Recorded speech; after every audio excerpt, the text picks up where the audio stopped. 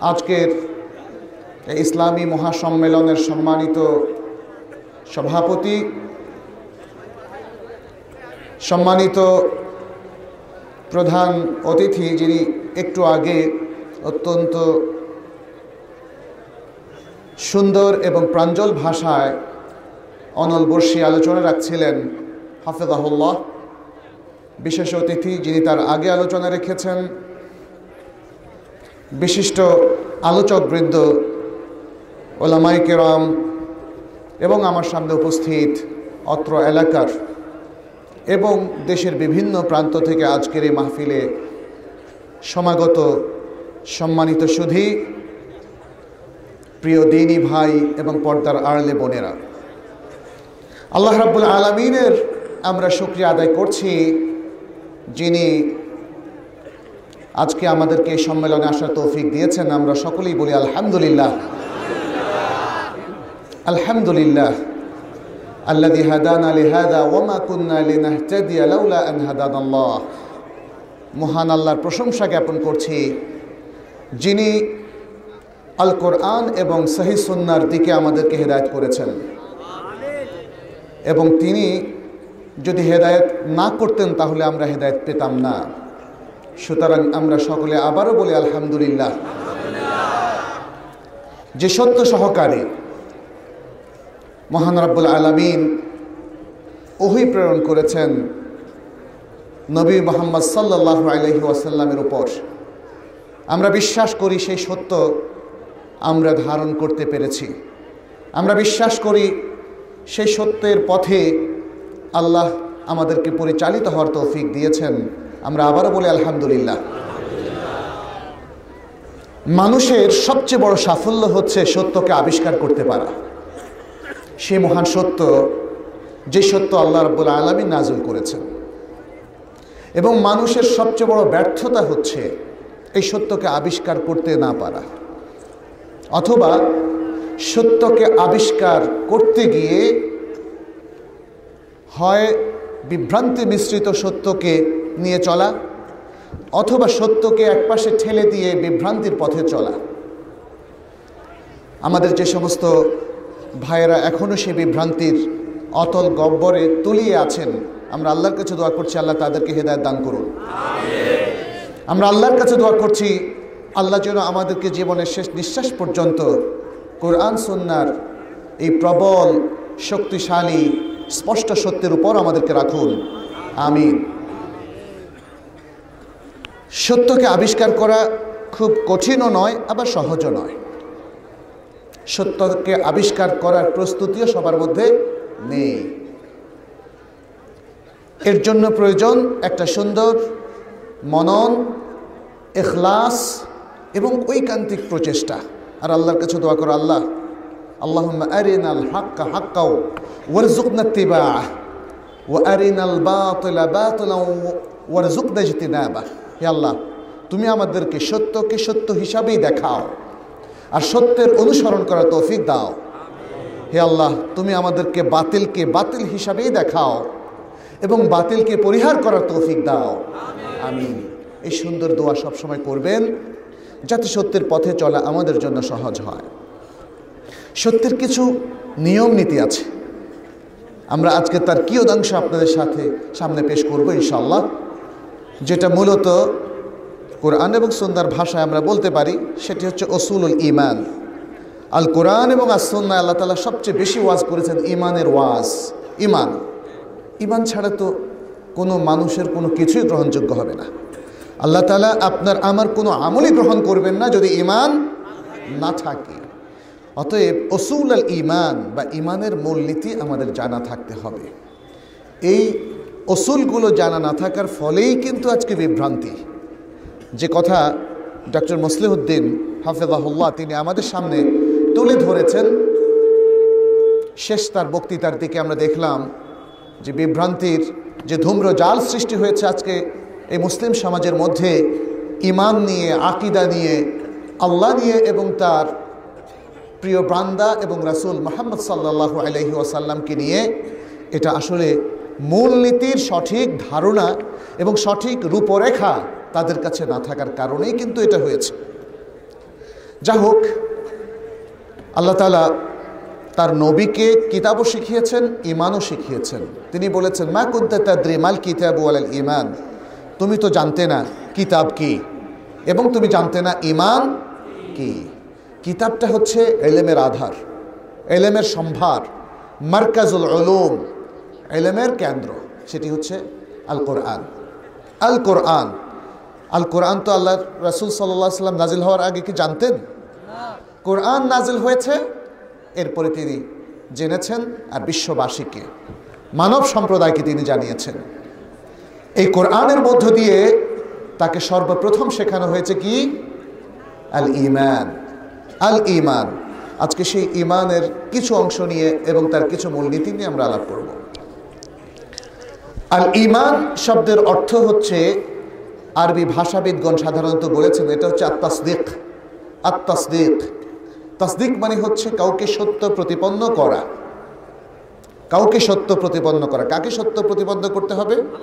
আল্লাহকে, তার রুবুবিয়ত, তার উলুহিয়ত, তার আসমা এবং সিফাত সহকারে। এবং এরপরে ঈমানের আরও যে সমস্ত আরকানগুলো আছে, এর প্রত্যেকটাকে সত্য প্রতিপন্ন করতে হবে। এটা হচ্ছে একটা অর্থ যেটা আরবি ভাষাবিদগণ বলেছেন। আর ইমাম ইবনে তাইমিয়া রাহমাহুল্লাহ, তিনি আরবি ভাষাবিদও ছিলেন এবং শরিয়ার বলা যায় তার যুগে এবং তার পরবর্তী যুগের আজ পর্যন্ত সবচেয়ে বড় স্কলার। শরিয়ার সবচেয়ে বড় স্কলার হচ্ছেন ইবনে তাইমিয়া রাহমাহুল্লাহ। তিনি লক্ষ্য করলেন আল কোরআনের মধ্যে ঈমান শব্দটা ব্যবহৃত হয়েছে আর তার বিপরীতে ব্যবহার হয়েছে কুফর। কুফর, তাহলে ঈমানকে তিনি লক্ষ্য করলেন, কুফর যদি হয় অস্বীকার করা, কুফর মানে হচ্ছে অস্বীকার করা, সত্যকে অস্বীকার করা, আল্লাহকে অস্বীকার করা, আল্লাহর কোনো সিফাতকে অস্বীকার করা, আল্লাহর গুণকে অস্বীকার করা কিংবা তার কোনো নামকে অস্বীকার করা, আল্লাহর ওহীকে অস্বীকার করা কিংবা তার ওহীর কোনো অংশকে অস্বীকার করা। এভাবে ঈমানের আরও যেই রোকনগুলো রয়েছে তার পুরোটাকে অথবা আংশিকভাবে অস্বীকার করা, এটাই হচ্ছে কুফরির মূল কথা। কুফরি মানে গোপন করা, কুফর মানে হচ্ছে গোপন করা। তাগতিয়া, আবৃত রাখা, সত্যকে ঢেকে দেওয়া, যাতে সত্য নিজের কাছে কিংবা অন্যের কাছে প্রতিভাত না হয়, স্পষ্ট না হয়। এভাবে গোপন করা হয় সাধারণত অস্বীকার করার মধ্য দিয়ে।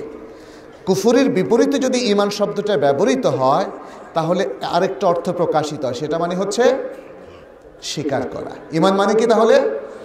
স্বীকার করা। ঈমানের আরেকটা অর্থ হচ্ছে আল ইকরার, মানে স্বীকৃতি দেওয়া, স্বীকার করা, তৌহিদকে স্বীকার করা এবং তৌহিদের আরও যত চাহিদা আছে সবগুলো চাহিদা ঈমানের রোকনগুলোর প্রতি স্বীকৃতি দিয়ে সেই চাহিদা পূরণ করা। তাহলে ঈমান মানে হচ্ছে স্বীকার করা আর কুফরি মানে হচ্ছে অস্বীকার করা। এবং এটাই সবচেয়ে প্রণিধানযোগ্য অর্থ, কারণ মানুষ মনে মনে তো বিশ্বাস করতে পারে, যেটা মক্কার কুরাইশদের ক্ষেত্রে লক্ষ্য করা গিয়েছিল। তারা কিন্তু মনে মনে বিশ্বাস করতে আসলে এই বিশ্ব চরাচরের একজন স্রষ্টা আছেন। ওয়ালা ইন সাআলতাহুম মান খালাকাস সামাওয়াতি ওয়াল আরদা ওয়া সাখখারাশ শামসা ওয়াল কমর লা ইয়াকুলুনাল্লাহ। আর যদি তুমি তাদেরকে জিজ্ঞাসা করো যে এই নভমণ্ডল, আসমানসমূহ এবং জমিন কে সৃষ্টি করেছে আর কে সূর্য এবং চন্দ্রকে অনুগত করে দিয়েছে, অবশ্যই তারা বলবে আল্লাহ। আল্লাহ সুবহানাহু ওয়া তাআলা, তিনি সব কিছু সৃষ্টি করেছেন। এরকম আরও অনেকগুলো আয়াত আছে। তাহলে দেখা যাচ্ছে যে তারা তো মনে মনে বিশ্বাস করতো, না হলে এই কথা কেন বলবে? আল্লাহ সৃষ্টি করেছেন এই কথা কেন বলবে? আর এ কথা বললে যেন সত্যিকার, শুধু এই কথাটুকু স্বীকৃতি দিলেই সত্যিকার মুমিন হওয়া যায় না, সেটাও কিন্তু আল্লাহ তাআলা অন্য আয়াতে উল্লেখ করে দিয়েছেন। কারণ আরও অনেক ক্ষেত্রে তারা শিরিক করে, শিরিক করে। ওমা ইউমিনু আকতারুহুম বিল্লাহি ইল্লা ওয়া হুম মুশরিকুন। তারা আল্লাহর প্রতি স্বীকৃতি জ্ঞাপন করে। ওমা ইউমিনু আকতারুহুম বিল্লাহ, তাদের অধিকাংশ আল্লাহর প্রতি স্বীকৃতি জ্ঞাপন করে, ঈমান রাখে, তবে তার সাথে তারা শরীকও করে। তাহলে এখানে অনেকগুলো ব্যাখ্যা আসতে পারে। তার মধ্যে একটা ব্যাখ্যা হচ্ছে এই যে তারা মনে মনে বিশ্বাস করে কিন্তু মুখে স্বীকৃতি দেয় না।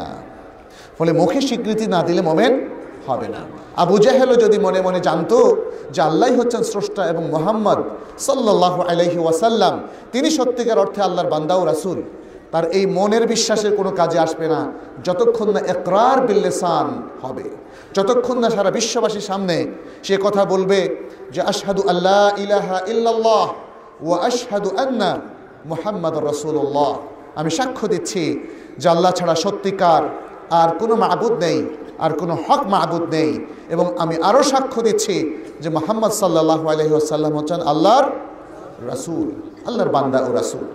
অতএব বিশ্ববাসীর সামনে প্রত্যেক মুসলিমকে গৌরবের সাথে এই সাক্ষ্য দিতে হবে। আজকে আমাদের সবচেয়ে বড় হীনমন্যতা হচ্ছে আমরা আমাদের মুসলিম আইডেন্টিটি, মুসলিম পরিচয়কে অনেকেই লুকাতে চাই বলে কেউ দাড়ি কেটে ফেলি, কেউ হয়তো নিজেদের যে ইসলামী সংস্কৃতি আছে তা থেকে বিচ্ছিন্ন হয়ে পাশ্চাত্য সংস্কৃতি, সভ্যতা কিংবা অন্য একটা সংস্কৃতির ধারক ভাগ হয়ে যায়।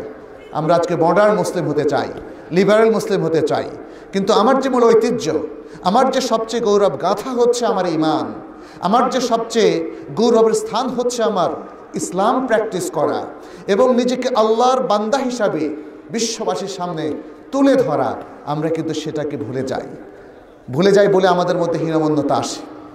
আজকে ইসলামী লেবাস, ইসলামী আচরণ, ইসলামের পক্ষে অবস্থান, এগুলো আমাদের অনেকের কাছে লজ্জার বিষয় হয়ে দাঁড়ায়। যখন বিশ্ববাসীর সামনে নিজেদের কৃষ্টি, কালচার, নিজেদের পরিচিতি তুলে ধরার সুযোগ আসে অথবা সময় আসে, তখন আমরা হীনমন্যতায় ভুগি। আমরা যদি নিজের ইসলামী পরিচয় তুলে ধরি, না জানি আমাদেরকে মৌলবাদী বলা হবে, না জানি আমাদেরকে এটা বলা হবে, ওটা বলা হবে, ফলে লিবারেল মুসলিম হও, ওয়াল ইয়াদু বিল্লাহ, আল্লাহ তা থেকে আমাদেরকে রক্ষা করুন। ঈমান এবং ইসলাম যদি মুসলিমের কাছে সবচেয়ে মূল্যবান সম্পদ হয়ে থাকে, তাহলে তার মোমেন এবং ইসলামী পরিচিতি হচ্ছে তার সবচেয়ে গৌরবের পরিচয়। এটা আমাদের সবচেয়ে বড় ভূষণ, এটা আমাদের গৌরবের স্থান। অতএব সারা বিশ্বের সামনে কোনো মুসলিম যার মধ্যে আত্মমর্যাদা বোধ আছে, সে তার পরিচয়কে লুকানোর কোনো ধরনের অপচেষ্টা করবে না। সুযোগ আসলে আমরা আমাদের শাহাদাতের কথা উচ্চারণ করব আর বলবো আশহাদু আল্লা ইলাহা ইল্লাল্লাহ ওয়া আশহাদু আন্না মুহাম্মাদার রাসূলুল্লাহ।